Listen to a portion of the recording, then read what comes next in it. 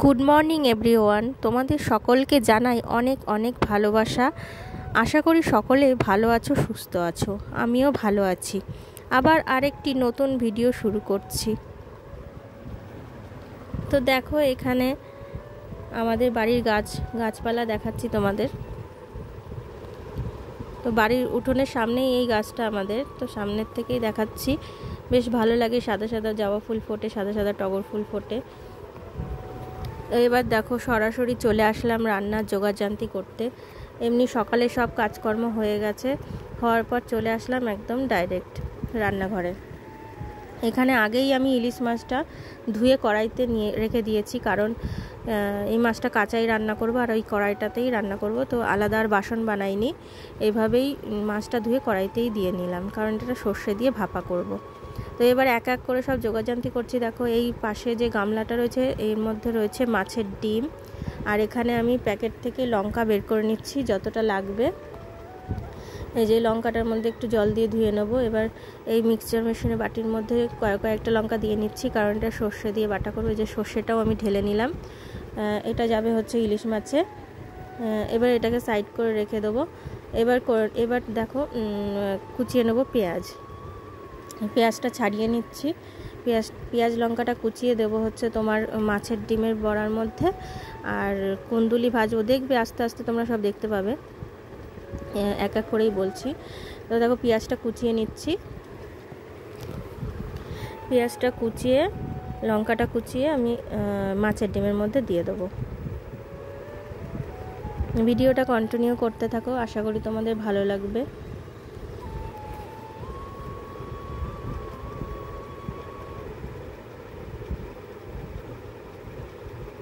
এই যে একসঙ্গে অনেকগুলো লঙ্কা কুচিয়ে নিচ্ছি, একটু বেশি করে দেবো, একটু ঝাল ঝাল না হলে ভালো লাগবে না। এই যে দেখো, দিয়ে নিলাম মাছের ডিমের বড়ার ভিতরে। এইবার দেখো, আরও একটা পেঁয়াজ কেটে নিচ্ছি। এটা পেঁয়াজ লঙ্কাটা কেটে এটাও সাইড করে রাখবো। এটা কিন্তু মাছের ডিমে দেবো না, এটা দেবো কুন্দুলি ভাজাতে। এই যে বাটিতে করে তুলে রাখছি আলাদাভাবে। একবারেই কেটে নিলাম, তাহলে ঝামেলাটা মিটে গেল দুদিকের একবারেই। এবার এখানে ট্যাংরা মাছ ছিল, আর মাছের ডিমের মধ্যে আমি হলুদ নুনটা মাখিয়ে নেব, ভালো করে মেখে সাইড করে দেবো। একদিকে কিন্তু আমার গ্যাসে ভাত ফুটছে, ওপাশে এটা সাইড হয়ে গেছে বলে দেখতে পাচ্ছ না। তো ভাতটা হতে হতে আমি এইগুলো জোগাড় করে নিচ্ছি, কারণ রেডি না থাকলে রান্না করতে অনেকটা দেরি হয়ে যাবে। এবার এই মাছের ডিমের মধ্যে আমি একটু কর্নফ্লাওয়ার দিয়ে নিচ্ছি। কর্নফ্লাওয়ার দিয়ে এটাকে ভালো করে চটকে মেখে নেব, গাঢ় গাঢ় করেই মেখে নেব।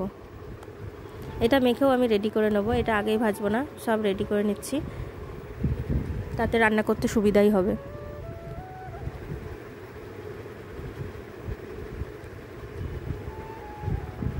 এইবার দেখো, যে সর্ষেটা বেটে নিয়েছি, সর্ষে কাঁচা লঙ্কা।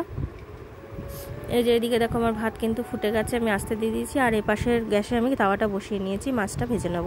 এই যে তেলটা দিয়ে নিচ্ছি, তেল দিয়ে গরম করে নেব।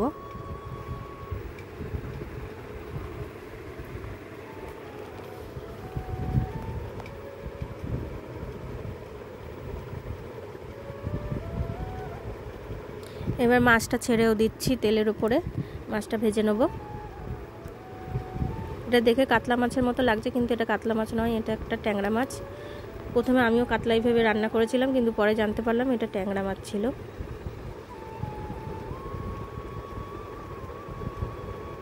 এদিকে মাছটা ভাজা হতে দিয়ে দিলাম, আর মাছটা ভাজা হতে হতে এপাশে আমি কুন্দুলিগুলো কেটে নিচ্ছি।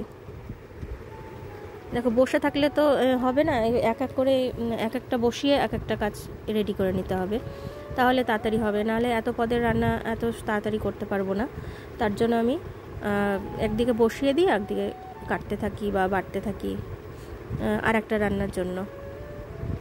তো এর মধ্যে আবার মেয়ের পরীক্ষাও রয়েছে, আরও তাড়াহুড়ো রয়েছে। সকালবেলা এত পদে রান্না করে আবার মেয়েকে স্কুলে নিয়ে দৌড়াতে হবে, পরীক্ষা চলছে যেহেতু। তো পরীক্ষাটা একটু দেরি করেই পড়েছে বলে আমি রান্নাটা করে যেতে পারছি, রান্নাটা করে কোনো রকম নাকে মুখেই চলে যাব।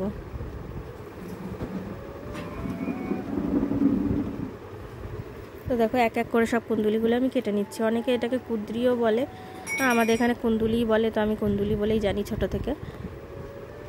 বেশ ভালোই লাগে, টক টক লাগে, একটু পাকা পাকা থাকলে আমার বেশ ভালো লাগে। এবার দেখো, মাছগুলো উল্টে নিচ্ছি। এক পিঠ ভাজা হয়ে গেছে, আর এক পিঠ উল্টে দিচ্ছি।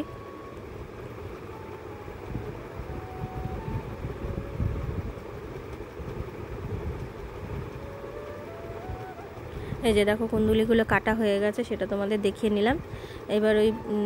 এবার দেখো ইলিশ মাছের ব্যাটারটা, এর মধ্যে সর্ষের যে ব্যাটারটা তৈরি করেছি সেটা দিয়ে মাখিয়ে নেবো। এটা কাঁচা ভাপা হবে। আমি কলা পাতায় করি না, এভাবেই করি। এভাবে সব দিয়ে নুন, লঙ্কা, সর্ষে বাটা, যা যা লাগে আর কি, সবাই জানো সেটা। একটুখানি জলও দিয়ে নিলাম, কাঁচা তেল দিয়ে নিলাম, সর্ষের তেল। এইটা দিয়ে এটাও আবার একটু সাইড করে রেখে দেবো, যেহেতু গ্যাসটা ফাঁকা নেই। ভাতটা নামলেই আমি ওপাশে বসিয়ে দেবো কড়াইটা। এই যে দেখো রেডি একদম।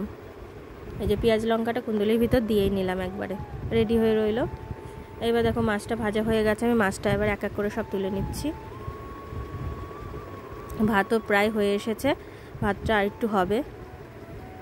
মাছটা এদিকে রান্না করতে করতে ভাতও হয়ে যাবে। তো এবার দেখো তেলের উপরে আমি মশলা দিয়ে নিচ্ছি, যা যা লাগে আর কি, পেঁয়াজ, রসুন, জিরে, আদা সব দিয়ে মশলাটা কষিয়ে নিচ্ছি ভালো করে। এই মাছটা একটু মাখা মাখা রান্না করবো, তো একটু মশলা বেশিই লাগবে, তো তার জন্য এবার একটু বেশি করেই মশলা করেছি। এবার দেখো যা যা লাগে আর কি, নুন হলুদ দিয়ে নিলাম পরিমাণ মতো, দিয়ে এবার ভালো করে কষিয়ে নেব।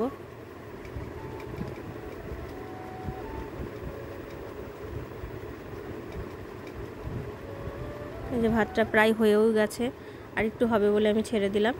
তো এদিকে মশলাটা ভালো করে কষাচ্ছি। মশলা কষাতেও অনেকটা সময় লাগে। মাছে আজকে আলু টালু কিছুই দেবো না, শুধু প্লেন এইভাবে মশলা দিয়ে রান্না করব। এবার দেখো ভাতটা নামিয়ে নিয়ে আমি কিন্তু ইলিশ মাছের কড়াইটা বসিয়ে দিয়েছি, এটা ভাপা হবে, এবং ঢাকাও দিয়ে দিচ্ছি। ঢাকা দিয়েই ভাপাটা করব। এবার এই মশলাটার মধ্যে একটু জল দিয়ে দিয়ে কষাচ্ছি আর একটু বেশি করে।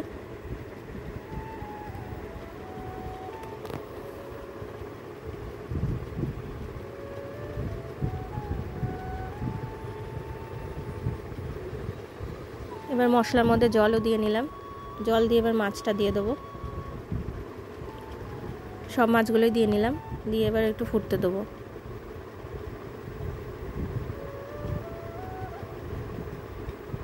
এই যে দেখো মাছটা হয়েও গেছে, মাছ ফুটে কিন্তু গাঢ় গাঢ় হয়ে গেছে, আমি নামিয়েও নিলাম।